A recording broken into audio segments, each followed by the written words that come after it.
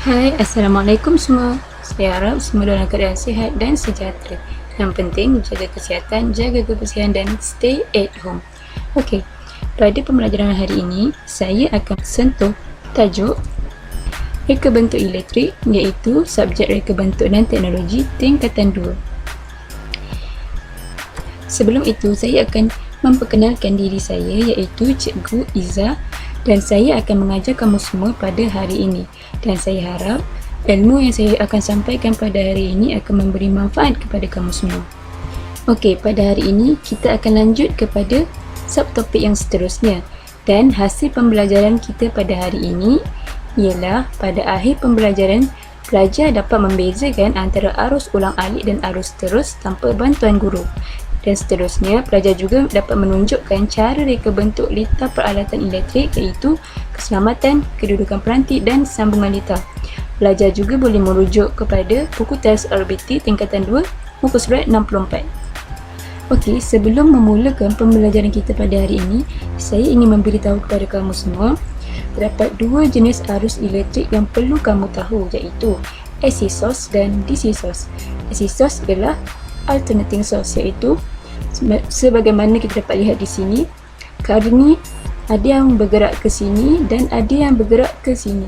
Ia berlaku secara ulang-alik. Dan di sebelah sini pula terdapat DC source iaitu direct current. Dan apa yang dapat kita lihat, current ini hanya bergerak kepada satu arah sahaja. Okey, sebagaimana yang kita dapat lihat di sini, arus ulang-alik terdapat voltan yang naik dan ada yang voltan yang turun kerana ia telah berlaku arus ulang-alik.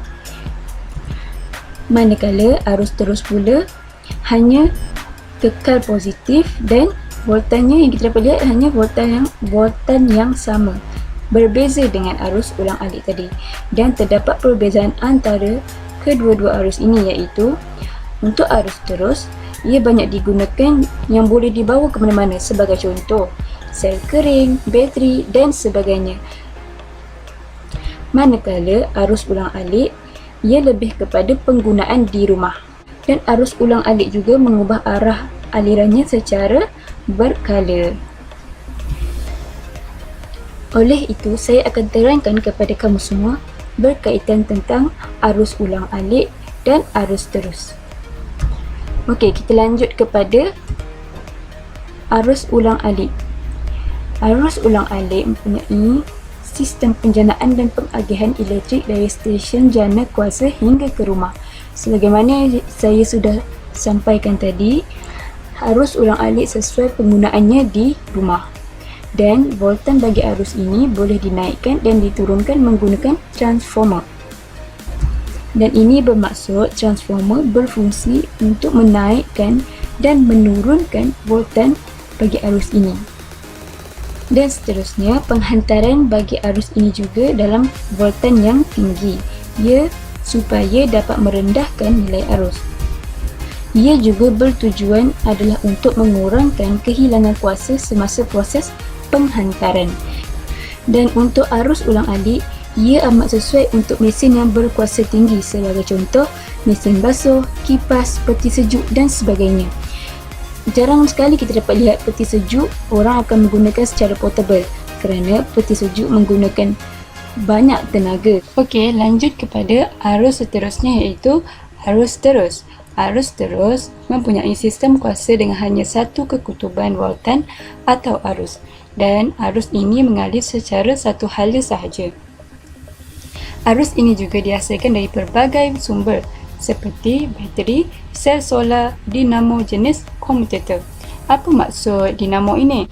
Dinamo bermaksud apabila kamu menggerakkannya, ia akan mengeluarkan cahaya. Ia boleh dijadikan contoh sebagai basikal. Apabila dinamo ada pada basikal, ketika mengayuh dengan laju, dinamo akan menghasilkan cahaya.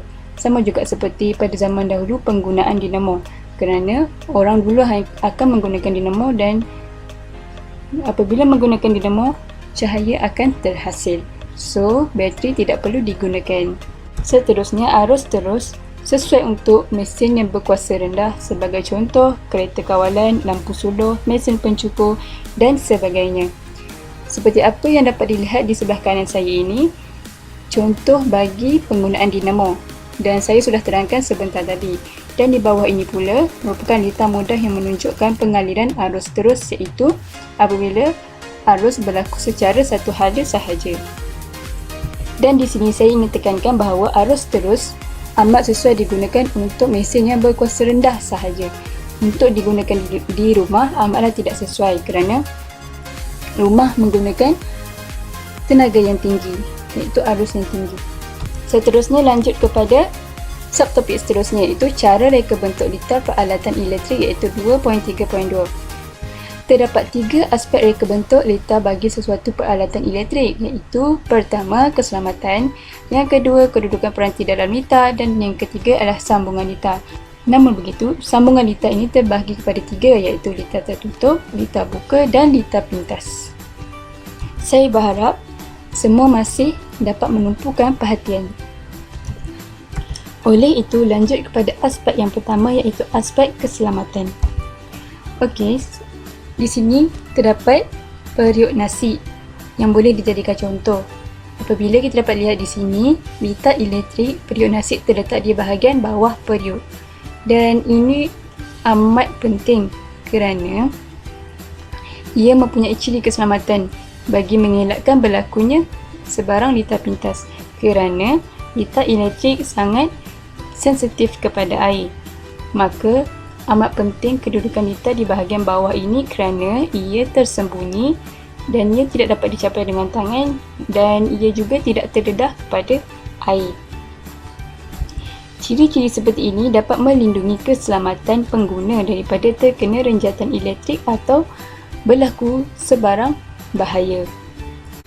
Oleh itu, bagi contoh yang lain iaitu seperti peti ais. Apabila kita dapat lihat di sini, litar elektrik terdapat di bahagian bawah peti ais. Dan di sini kita dapat lihat ciri-ciri keselamatannya yang betul kerana ia tidak terdedah kepada air dan ia tidak boleh dicapai dengan tangan dan ia tersembunyi.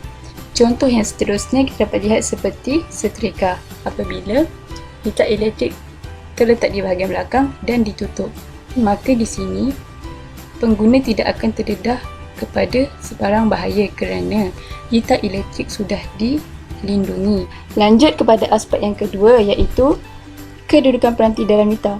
Apa itu peranti? Peranti bermaksud sensor. Sensor juga terbahagi kepada beberapa jenis, iaitu sensor cahaya, sensor haba, sensor bunyi dan banyak lagi. Kedudukan peranti juga seperti sensor tekanan, sensor suhu dan elemen pemanas diletakkan bersama dengan litar elektrik. Dan kedudukan amatlah penting kerana reka bentuk ini bertujuan bagi menjimatkan ruang selain menekankan aspek keselamatan. Dan seterusnya supaya susunan litar kelihatan kemas dan menarik serta supaya sesuai untuk tujuan komersial. Seperti apa yang kita dapat lihat di sebelah kanan saya ini, terdapat beberapa bahan iaitu sensor suhu, sensor tekanan. Sensor tekanan ini berfungsi untuk menukarkan cooking kepada warm. Dan ia juga mempunyai elemen pemanas dan papat fleksibel rata. Jadi ia mempunyai penyusunan yang tersendiri dengan tujuan yang sudah saya sebut tadi, iaitu menjimatkan ruang untuk susunan litar kelihatan kemas dan sesuai untuk tujuan komersial. Sebagai contoh yang telah saya sediakan di bawah ini, tiada sebarang pun wayar yang dapat kita lihat kerana ia bertujuan untuk menampakkan lagi sesuatu produk itu lebih kemas dan sesuai untuk tujuan komersial. Dan ini juga salah satu cara untuk menarik minat pelanggan untuk membeli kerana kelihatan kemas dan menarik. Dan ia juga dapat menjimatkan ruang selain menekankan aspek keselamatan. Sama jugalah dengan apa yang saya tekankan tadi, tujuan reka bentuk seperti ini. Jadi jika kamu semua ingin membuat sesuatu produk, pastikan sesuatu produk itu kelihatan menarik dan sesuai untuk tujuan yang komersial. Selain itu, dia menekankan aspek keselamatan. Seterusnya kita lanjut kepada aspek yang terakhir, iaitu aspek sambungan litar. Sebagaimana yang sudah kita pelajari tadi, iaitu aspek yang pertama, aspek keselamatan. Yang kedua, kedudukan Yang kedua, kedudukan peranti dalam lita. Yang ketiga ialah sambungan lita. Ketiga-tiga aspek inilah yang perlu kamu tahu. Okey, sambung kepada sambungan lita. Sambungan lita mesti disusun mengikut fungsi yang dikehendaki dan terdapat beberapa jenis penyambungan, antaranya lita bertutup, lita buka, lita pintas dan lita bypass. Oleh itu, saya akan terangkan satu persatu jenis-jenis lita.